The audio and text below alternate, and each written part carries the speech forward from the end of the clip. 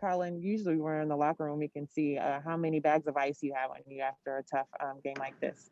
How was how is the leg, especially after the hit you took early in the game? I'm all right. I'll be fine. I'm just ice it down and be ready to go. Wednesday when we play again. So I'm gonna just move forward from it. I'll make sure I get some treatment and make sure I stretch so I can be out there for my team. How would you describe your team's effort tonight? Oh yeah, we had a really good effort tonight. I felt like we did everything right. We did what we were supposed to, but at the end of the day, the little mental lapses and little mistakes hurt us down the stretch. So, but as a team, we fought to the end, and we played together. And guys really stepped up and had big impacts when they came in the game, even when they were out there in the game.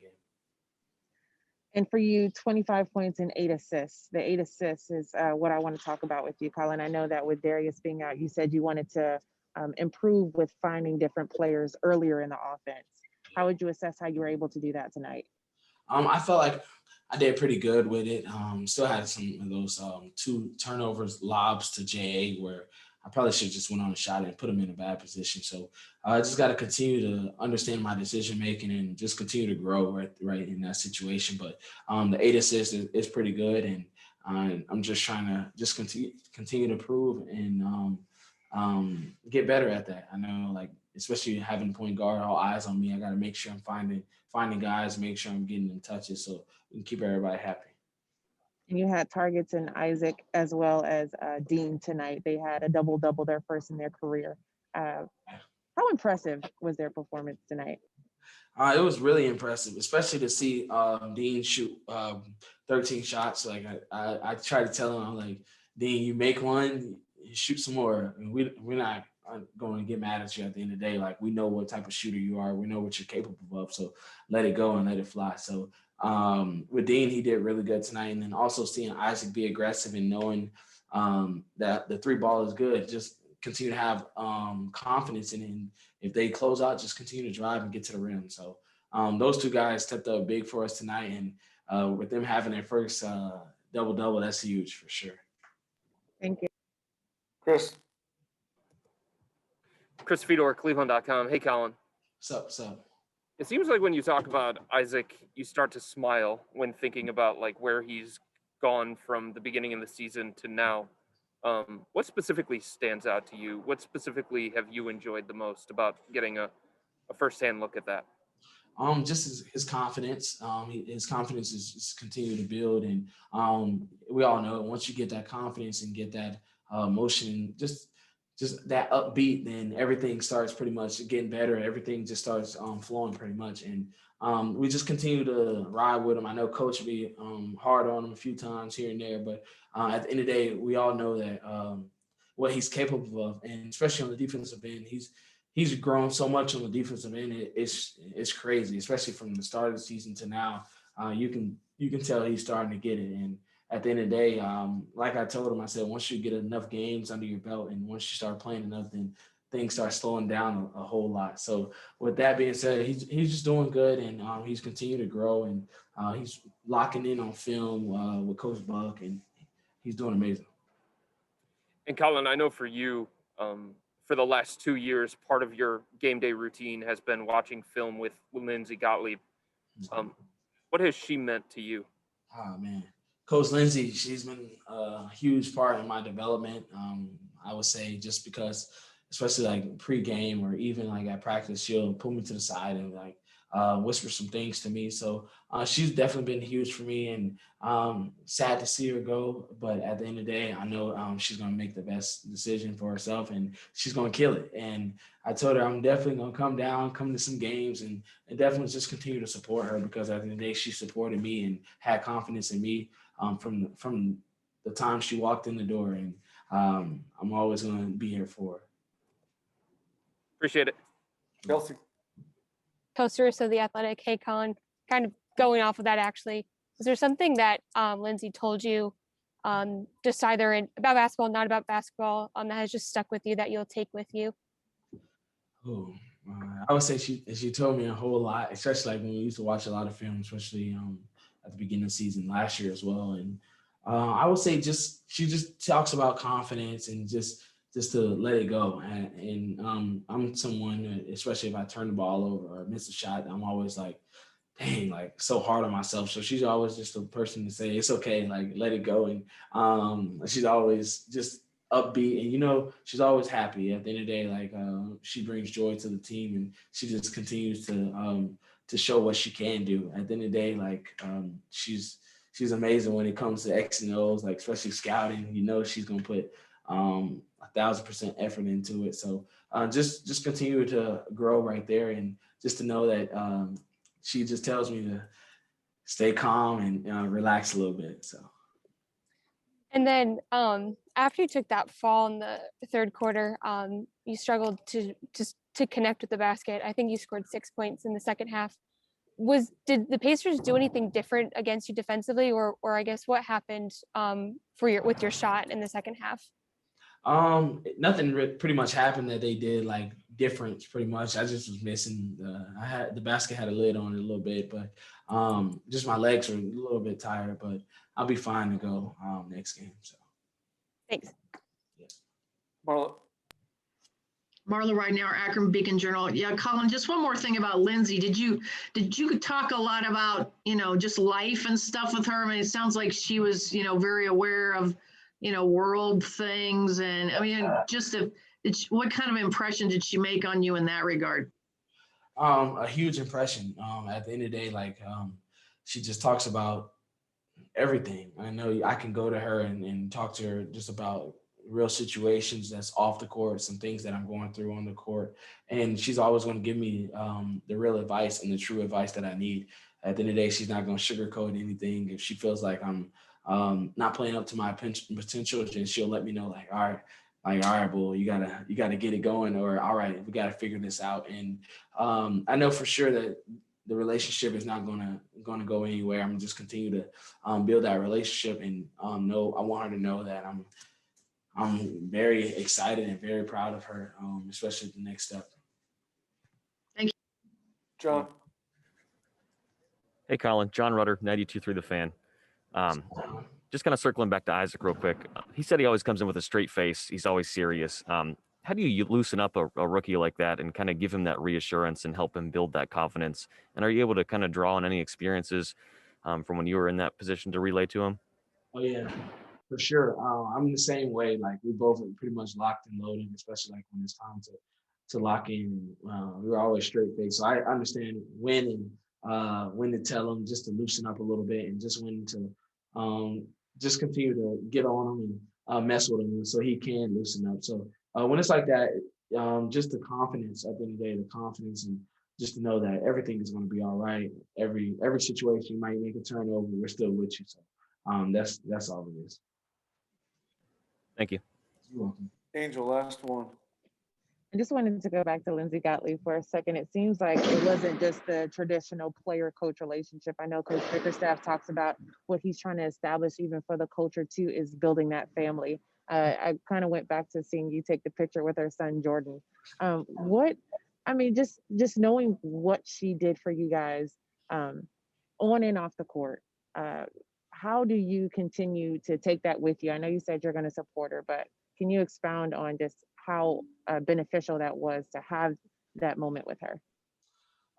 It was huge. It definitely was huge. And I know for me, it was times where everybody, team, coaches, everybody upset or something about something that I maybe missed the assignment on defense, and they let me know about it. And Coach Lindsay was just like, it's okay, next play. Like, and even like certain things like that, just even like in film, like she'll make sure that she'll say something and not just sit back. So just like the relationship, I don't know, it's going to just continue to get better. I know me and her son, just every time he's come to the games, he just have a smile on his face, just because like you see him growing up, and you see him like I don't know, you just see him out here playing, and it just brings joy. At the end of the day, it brings joy to the gym whenever he comes around. And it's always going to be a family environment and a family culture. And I feel like Coach Lindsay definitely brought that. Isaac, just after a game like this, I know usually after games, especially as of late, you guys are very frustrated when you have to come and speak to us after a loss, but knowing what you guys were able to do tonight with limited bodies and the performance that you had, how would you describe what the mood is for the guys in the locker room? I mean, of course, we're still disappointed we lost the game, but you know, we fought from the beginning to the end. I mean, but that's all that matters. But of course, we're still disappointed. You know, got to end the season with a bang. Got to. And just looking at your performance with, having a double-double, I know that you want the win. You've been very clear about that. But have you sensed a different level of confidence for you with each game as we're closing the season out? Yeah, I feel like every game I'm just starting to learn more, find my spots, know what the defense is starting to do. So, I mean, as the games go on, I feel like I'm starting to progress. And then I know that you are very attentive to the defensive end of the floor, but it seemed like it was a collective group tonight and everyone was pretty locked in on how they could slow them down. What stood out to you about the defensive effort from you guys tonight? We were all helping each other out. I mean, we all had each other's backs. We were all crashing the defensive boards. We were all trying to get back and limit their fast break points. I feel like we all just bought into the defensive side. Chris, go ahead. Chris Fedor, Cleveland.com. Hey, Isaac. What went wrong for you guys in the final 6 minutes of the fourth? You know, they got some open shots. They executed their offense. You know, we didn't execute on offense on our side. We missed shots too. I mean, we were missing shots and they were making shots. Just like that's really what happened. And Isaac, JB has talked the last couple of days just about how important this offseason is for you and how excited he is to have a real full offseason with you to work on different things. Like for you, what is your focus heading into the offseason now that you're winding down this season and you kind of have gotten the taste of the NBA in year one? Just gotta wait and see. I mean, there's just gonna be a lot of work. There's gonna be a lot of hard work. I mean, there's just a lot that I gotta work on, a lot that I'm going to work on, and just I feel like I'm gonna come back a different player. Thank you. Kelsey. Kelsey Russo, The Athletic. Isaac, you mentioned the other day, about obviously playing more in the pick and roll, and JB has touched on it as well. Over these last couple of games, how have you felt like you've adjusted it to playing more so in the pick and roll, and how has that been going for you? Just how do you feel like about it? I mean, I feel like I've liked playing in the pick and roll, and after every pick and roll, after every time out, I go to my coaches and I tell them, like what's the read right here, and did I make the right read? Just talking to them, also learning while I'm in the game, and they just keep encouraging me and telling me the right stuff to do. Marla, last one. Marla Ridenour, Akron Beacon Journal. Yeah, Isaac, I know you've only been with her for 1 year, but with Lindsay, announcing, getting the USC job today, I just wonder what kind of impact did she make on you? Is there something you'll take from what she taught you or the relationship you had? Yeah, Lindsay was like really one of the first coaches I met once I first got here. And, she always just brought a smile every single day, like at practice. I mean, she's always lighting up the practice, lighting up the mood. Me, I always come with my straight face or, not like wanting to smile, but, every time I see her and she's always in a good mood and just brightening up the whole practice. I mean, we're going to miss her, but I know it's a better opportunity. Now I'm really going to support USC women's basketball for sure. Thank you. Dean, right after the game, I told Coach, it seemed like you guys left everything on the floor, and he agreed. From your standpoint, how did you guys perform tonight? We knew we had limited bodies tonight, but and the Pacers, they knew that too. So we just came out and we just wanted to just fight as hard as we can, compete every possession. We made mistakes, but we fought hard. We played hard all night. So we came up a little short, but we fought till the end. Just piggybacking off of that, there was a portion of the game where I think in the fourth quarter where they went up, but then you guys came back and took the lead, and it obviously went back and forth. But in previous games, you guys would probably just let them go on a very long run. For you guys, what was that conversation like in that fourth quarter? How was it different for you guys tonight, trying to fight together, knowing that you had limited bodies? I think tonight we just, nobody was really afraid to make mistakes tonight because we didn't have that many bodies. I mean, it's like you could get subbed out maybe, but you were going to play tonight, and so I think everyone just kind of knew that, and everybody doubted that we're down a lot. We didn't think they'd be even in the game. And, I think we just played with that chip on our shoulder and we just fought. I mean, might not have been the most pretty game you ever seen, but we definitely fought to the end though. After a couple of the games, Collin said the improvements for you guys on the offensive end was just not hesitating and having confidence in knocking down the shots. You performed very well in that department, 19 points and then 12 rebounds for you, your first double-double. For you, what was different tonight? Where would you say that you, I guess, shifted in a sense? I think my main focus tonight was just try to help out on boards because, Jay had his hands full with Sabonis. And so, it gave me a lot of opportunities just to kind of come in and steal a few.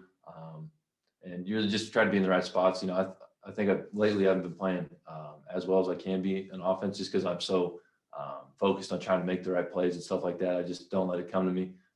And tonight, I really focused on defense and just rebounding, just making those little effort plays.